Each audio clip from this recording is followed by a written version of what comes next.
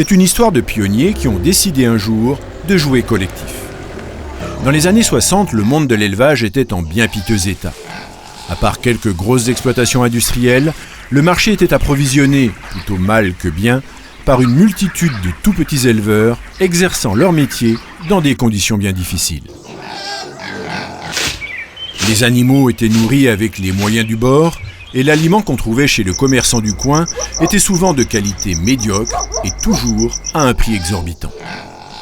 Aux Avirons, un groupe d'agriculteurs fatigués par cette situation décide de créer une coopérative d'approvisionnement avec un seul objectif. Le but de la coopérative des Avirons a toujours été mettre à la disposition des adhérents, de ces adhérents, un aliment de qualité et à des prix compétitifs, c'est-à-dire le même prix, le sac et le gros tonnage.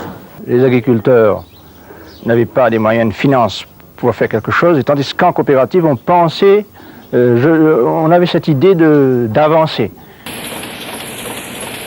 Et l'idée est bonne.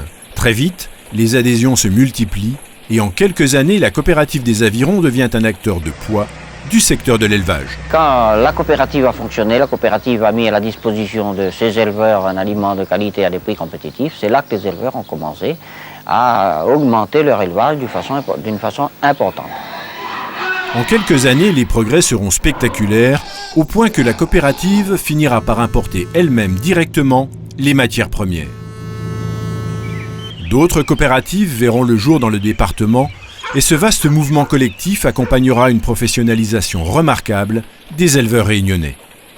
Et si aujourd'hui nous pouvons manger des produits pays, de qualité, c'est parce qu'il y a 60 ans, une génération d'agriculteurs a décidé de croire en ses propres forces.